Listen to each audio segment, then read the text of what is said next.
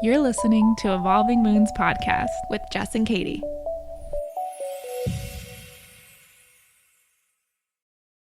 Hello, everybody. Hi, everyone. Welcome back to Evolving Moons, Yeah. episode 6. Wow, episode 6. We're excited. We're excited for 2 reasons. One, if you're watching on YouTube, look at this sick-ass shelf that we got. Whoop, whoop. There's a cute little, we put our little moon and we added cute little stuff. The moon deck's up there. So cute. We love it. Second reason why we're excited, we just got done recording with our very first podcast guest. Yay. We're so official now. Sloane Elizabeth is her name. Yeah. Her name's Sloane Elizabeth. She is a health and wellness coach. She focuses on food freedom and kind of what that means. And she works with clients to help build a better, healthy relationship with food on the more mental, spiritual level. Yeah, self-love, forgiving yourself for eating poorly type thing. Health and wellness is different to everybody. So yeah, so it was an awesome conversation.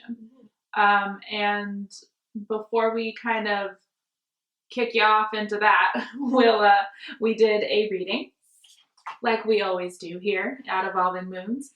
And I went into it kind of asking you, what do our bodies need to feel more complete and whole? Right. And the card that I picked says, movement awakens my creative spirit. And it has a girl dancing in front of a moon.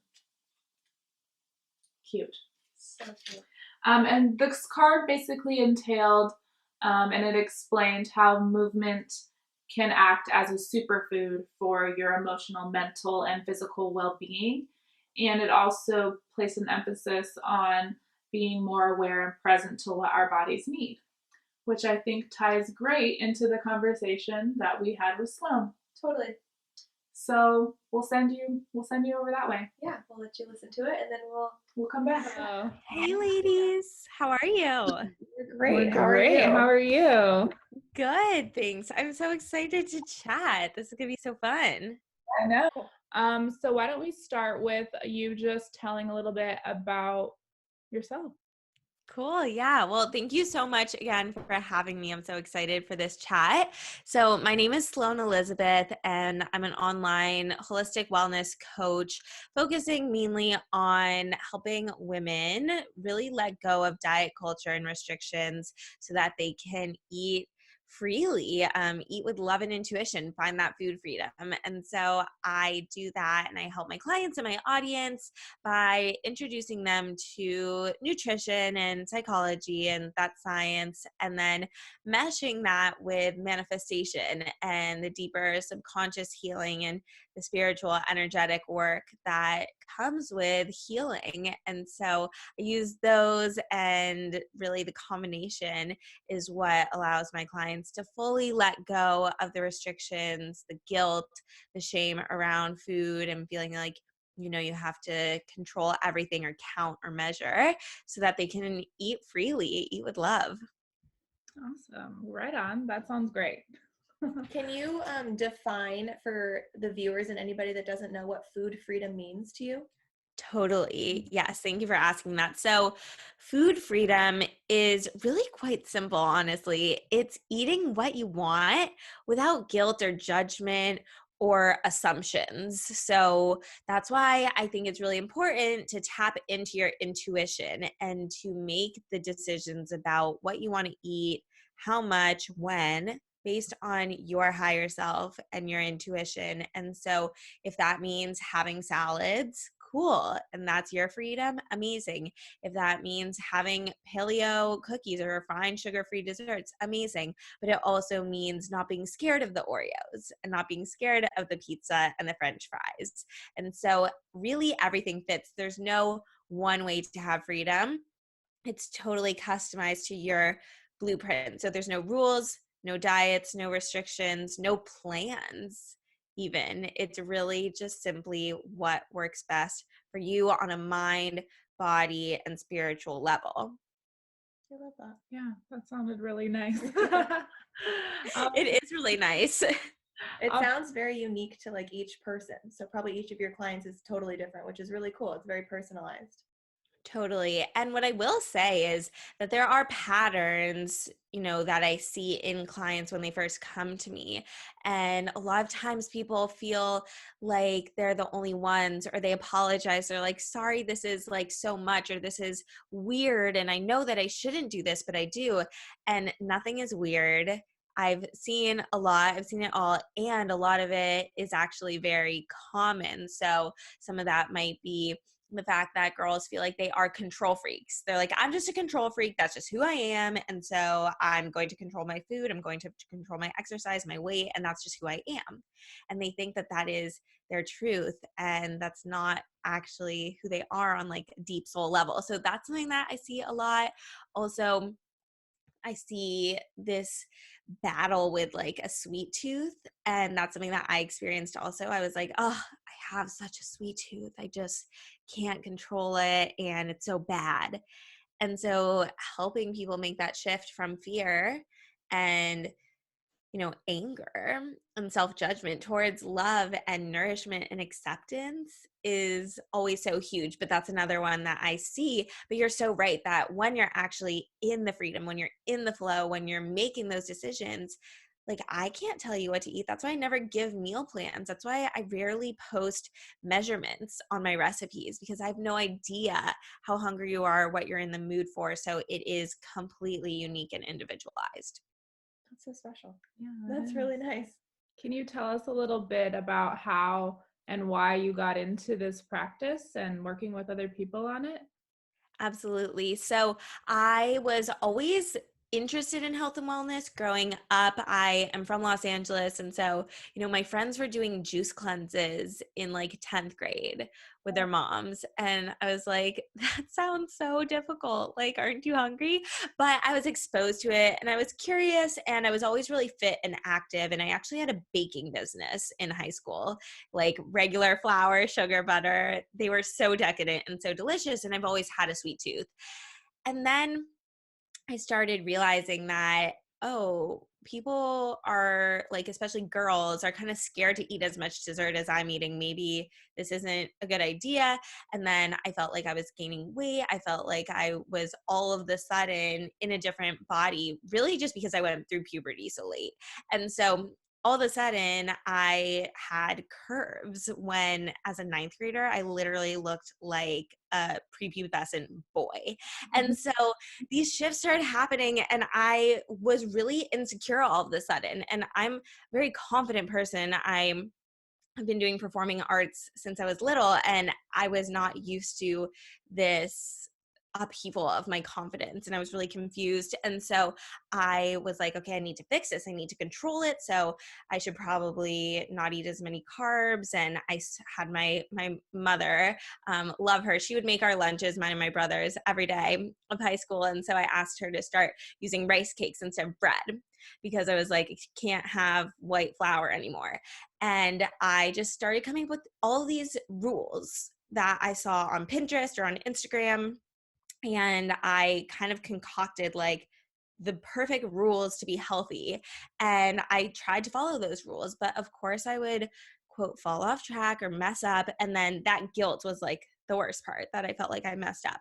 And so I went through my own healing journey really on my own. And I know that it would have been so much easier if I had a coach like myself. And so that's definitely one of the motivations, just knowing what I went through. And the way that I came up with my practice and why it's so unique is because I had to have both sides, the nutrition and, everything that I learned in pre-med classes and the science and the psychology, but that wasn't enough. I really needed that soul searching. That sounds so cliche, but like my kind of introduction into the world of spirituality really coincided with my food freedom. And I realized that those two pieces had to work together. And so that's when I was like, oh, wow, I really have a system here that's very unique. And I know that this will work for other people. So now I coach one-on-one, I coach in a group setting, and then I'm going to be coming out with an online self-paced course towards the end of the summer. That is Wow. awesome. I feel like you and I are similar in that definitely had a struggle with eating and with food, and I was scared to eat, like you were saying, bad foods, and I restricted myself a ton when I was younger too. I gained almost 80 pounds when I left high school, and I've lost it all now. And you were talking about finding your spirituality. I got really invested in weightlifting in the gym, and that totally brought my self-love back up. And I feel like I do have that food freedom now. So that's interesting seeing that your food freedom came more from your spirituality. And I think that that's really cool that it can come from different places and be different and particular to each person. Totally. Yeah, exactly. Just like how everybody eats in a unique way, the way that you get there can also be and will be in your own unique path and journey, whatever resonates with you and whatever helps you to tap back into your truth and tap back into your body. So for you, that was like actually getting physical with it. And for me, it was kind of detaching from the physical. So both work. There's not one perfect way. Yeah, that's nice. How can you explain a little bit? A lot of people struggle with the self-love. So can you explain maybe a couple of tricks you use or advice you would give to people, or how you help your clients find that love within themselves again, or confidence? Absolutely. And it really, everything stems back to looking at the root. And that's the part that most people want to skip over and they just want to get to like the 5 quick tips. And then it's just a band-aid. People are like, oh, what are like affirmations or mantras for self-love? And I do have like a freebie guide on that, but it's not meant to be the main tool. It's meant to supplement, because then it's just going to be a band-aid. And what is causing you to feel lack and scarcity is going to keep rearing its head. And so it's about taking a look and really getting honest with yourself, saying, why do I believe that I'm not worthy? Why do I believe that I'm not enough? Who told me that when I was little? Because it's likely something that happened to you. Maybe you are not even conscious of it, but probably something that happened to you from the time you were born till you were 7. That's like the time when our subconscious mind is developing and you absorb everything like a sponge. And so when you can commit to taking that deep dive into the unknown and the fears and the dark stuff and actually take a look at it and heal it and forgive, then you can rebuild the confidence. So forgiveness is so key, and forgiving the person or the source or the magazine or the celebrity that put it in your head that you weren't enough. And then more importantly, forgiving yourself for holding on to that so deeply and for allowing that to have so much power over you.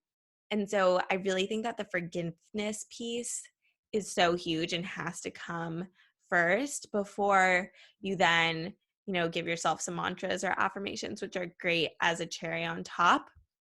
And so when you can do that deep dive and take an honest look and, use tools like journaling, like meditation, breath work, yoga, working with a coach, and forgive yourself plus patience, I think that that's a great place to start. I totally agree. Wow. Yeah, that was beautifully said. So we've been in our podcast, we've been talking a lot about balance. We're kind of having a little mini balance series going on. And we started off, kind of just defining balance and what it meant to us. And we thought that having you on here would be a great opportunity to kind of tie into that series, because we both think that, the body and your health is a major part to kind of living a more balanced life. So we would love to kind of start a conversation about like how you would use a healthy relationship with food, and connecting that to living a more complete and balanced life, and how that could be beneficial for people. Absolutely. So it's actually funny because I try not to use the word balance, but we're probably talking about the same thing. Yeah. Yeah, and I'm super into like language and looking at the words that we use. So I like to think of it as a gray zone, because balance means that two sides are equal. And I feel like that's kind of a very delicate place to be, a very delicate point, because if one side is just a little bit heavier than the other, then you're automatically off balance.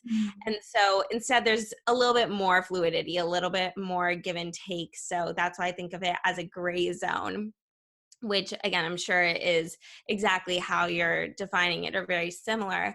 And so, I love how you said it can help you to live more completely.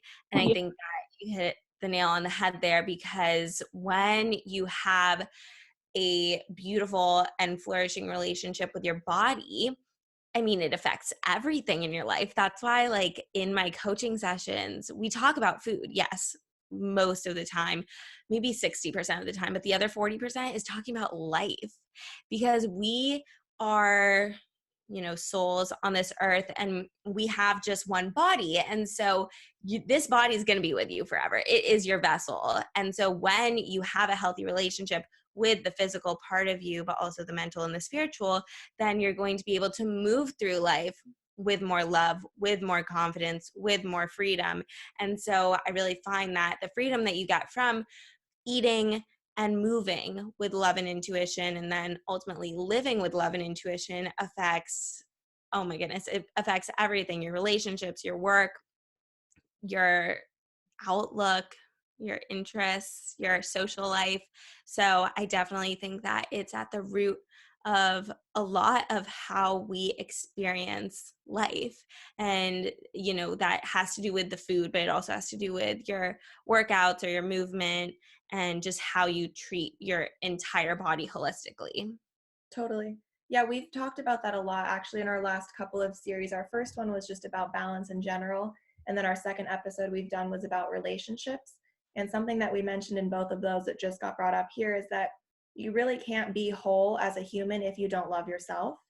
And so this whole idea of self-love, of finding that food freedom, of not being scared, forgiving yourself and loving yourself again, is so on point with what we've been talking about. And I just feel like everybody can really, really benefit from it. Totally. Glad that you brought that up. Yeah. Yeah. Yeah. Yeah. We mentioned like and we struggled with the word balance, because when people think of the word balance, they often think of it as juggling things, where you have to juggle all these things in order to be whole. And we defined that, that's not really our definition of balanced. And it goes back to living more completely, and what that feels like for you was Totally. our main thing. Yeah. Yeah, I also think that thinking in terms of priorities in every new moment is kind of how I like to think of it. So, you could say the conventional balance is like, oh, 80-20, like 80 healthy, 20 unhealthy, whatever the heck healthy and unhealthy even mean to each individual person. But let's say 1 week you're just really feeling French fries like multiple times in that week. And that is a decision that feels, backed up by love. And that's what your intuition is saying. Like, I just need French fries, and that's going to make me feel nourished and whole. Amazing. And then the next week, maybe you're like, I just am craving all of the nourish bowls and the salads and fresh fruits. Amazing. So if you're focused so much on like a particular way of balancing or a particular plan, then you're not giving yourself enough leeway, and you're not giving yourself enough wiggle room. Whereas if instead you approached each moment of eating, of movement, of life even, and asked yourself, what do I need right now to be whole? And you didn't just assume, and you actually, that's mindfulness in practice. That's what it is. It's not assuming, it's actually taking a second and saying, what does my highest self need right now? What do I need to prioritize right now? Not based on a plan or rules or measurements, just purely based on intuition, purely based on feeling. And when you can choose in each moment, that's when you're going to find that completeness that you're talking about. Yeah.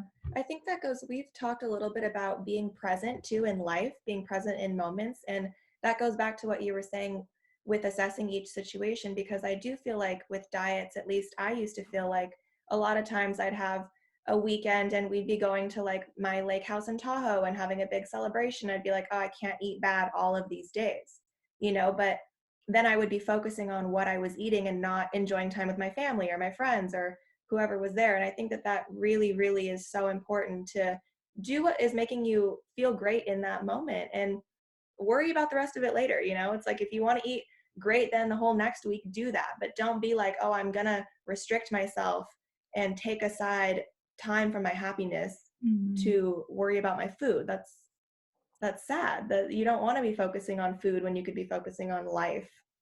Yeah.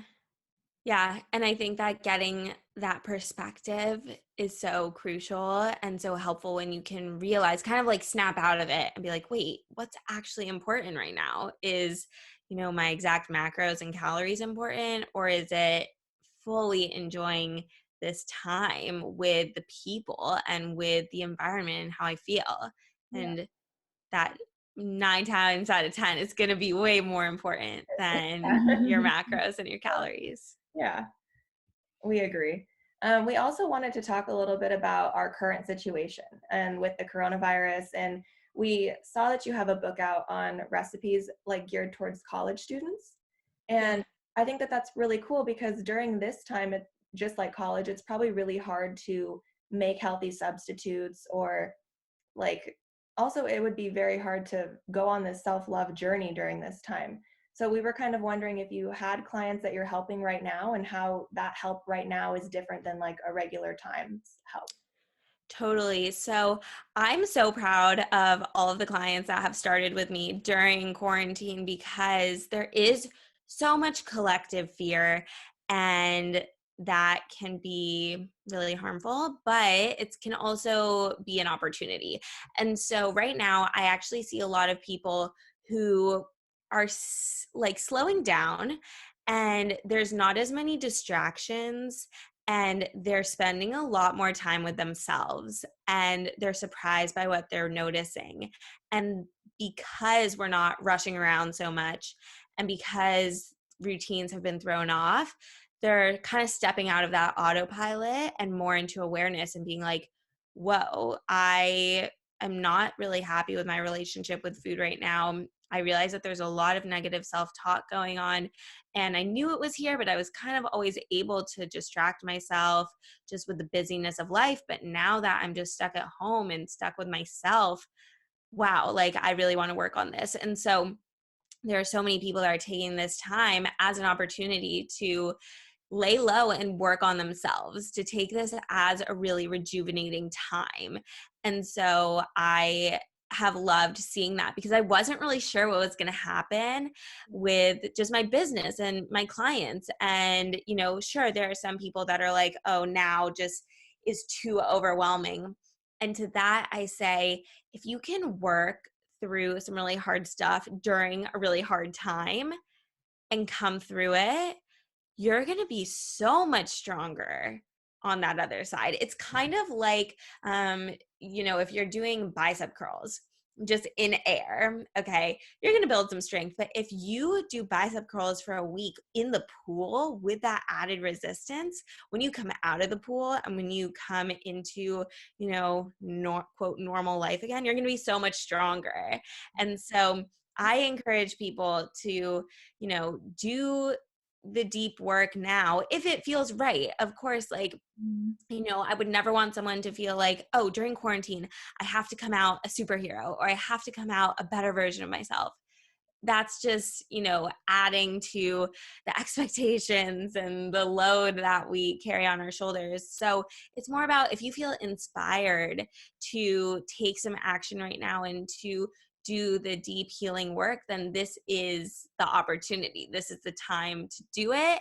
And I just love seeing the opportunity here and really working through the fear in order to focus on love. And yeah, maybe it is a little bit harder right now, but your muscle that helps you to be aware and to do the work and then to switch to love, that muscle is going to be a lot stronger when you come out of quarantine and whatever the heck is happening. Yeah. I love that. I think that Yeah. All right. So we'd love for you to give a chance for our listeners to find where they can find you, about your book, all your stuff. Give them the lowdown. Totally. Yeah, no, I would love to connect with everybody after you've listened. And I am mostly on Instagram. That's where I hang out. And my handle is at Sloane Elizabeth. And I post tons of recipes. I do lives, IGTVs. I give a lot of free content. And then you can find me online. My website is sloane-elizabeth.com. I have a Facebook group that's specifically focused on food freedom. If you want a more close-knit group on the internet, and that's called Eating with Love and Intuition.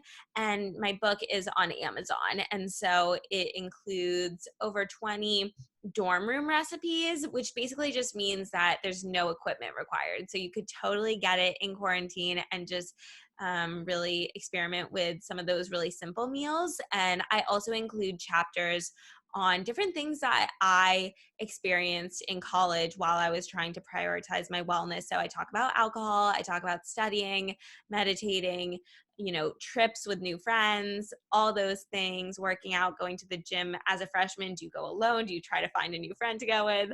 All that stuff. So you can find that book on Amazon. It's called Kale and Cravings with a K, which was my old blog name.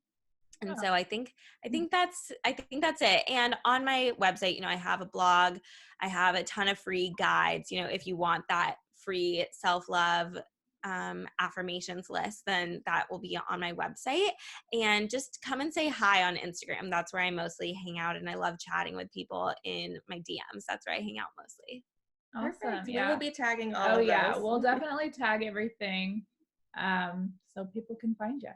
Perfect. Awesome. I can't wait. Thank you so much. This was amazing. Thank you so much for coming on. We're excited. Yeah, I love how passionate you are about it. You're so energetic and bubbly and cute and friendly, and that's really nice. I feel like people are going to be drawn to you. So, oh, thank you. No, I'm here to spread the love and to connect. So, thank you so much for giving me the opportunity to do that. No problem. Thank you. So nice. Such a sweetheart she was. Yeah, she was so cute, so energetic. I loved it. She was very passionate about what she was talking about. Yeah, I think we had a lot of good points in there, and the conversation just really flowed, despite us being fucking awkward as shit.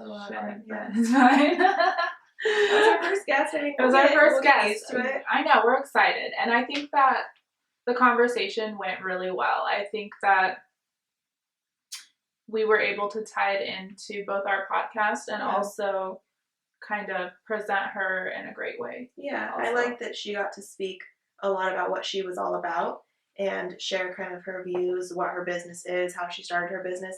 Also, I think it's important to mention she's 22 turning 23. So the fact that she already has this whole business started up, has clients, knows what she's doing, has a clear point to help people is awesome and amazing.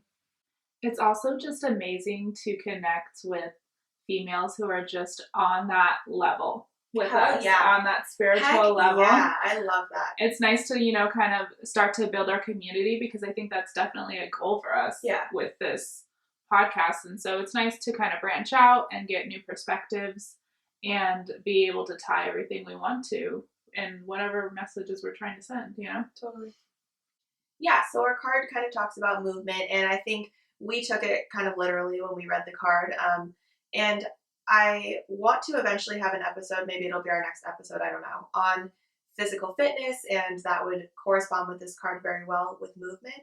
But we wanted to really have Sloane on today to talk about the food portion of it. I think both you and I would agree that to be fully whole and balanced in health and wellness, there's really two aspects. One is food and one is fitness. And so this card kind of goes to the fitness side, but I do think it's really important to address the food side because, as we mentioned in the episode, a lot of people, especially women, struggle with food and with fears revolving around food and calorie intake. And I just think that it's so important to really find what works for you. Sloane can help you. So if anybody wants to message her, Instagram is her preferred way of communication, and we will be tagging her. Yeah. I think it's just really important to highlight that, this whole episode, it focuses on having that relationship with yourself too. We talked about it in our conversation with her, but it really just goes down to being able to nourish your body and being aware of what your body needs. Yeah, absolutely. I think this was a great episode. I really enjoyed having Sloane, and I hope that you guys enjoyed listening to her and everything she had to say. And please contact her. Ask her questions if you have them. Check out her recipes. We've been looking at some of them on her website, but also on her Instagram. Mm-hmm. So, yeah, this is something that we'll be talking about, I'm sure, in multiple more episodes. But, yeah, I think... Yeah. We hope that you are still enjoying this balancing series. Yeah. I kind of like how it turned into this we have a 3-parter now. Yeah. That's kind of fun. Soon to be a 4th part. We're going to do one about fitness. Yeah, we'll have a fitness I'm one. sure we'll do one about spirituality, balancing spirituality. Yeah. There's lots of aspects that go into it. So just be sure to tune in. If you missed our original balancing episode, I think it would be important to go back to that first one. Mm-hmm. That way you kind of have a more complete idea of what balancing means to us as we kind of explore these subcategories and go more in depth on different topics. Yeah, and if you guys are interested in hearing about anything, we've heard back from you that you would like us to talk about, maybe like an anxiety, balancing anxiety, managing anxiety. So that's something that we will be talking about in the future. Yeah, sometimes we take requests. Yeah. So if you want to hear anything specific, let us know. Yeah, also, like, subscribe. Yeah. Comment on our things. Comments, whatever. Connect with us. We love you. We're here for you. And we're having a good time doing it. Yeah. Have a great rest of your week. Yeah. See ya. Point to help people is awesome and amazing. And that's very, very great. Why do you like this? I don't know. How do we have a conversation? Well, I just realized that we didn't really plan about anything we were gonna say. No, but then we're just gonna talk about the card. I know, but why are you? At least you can tell that I'm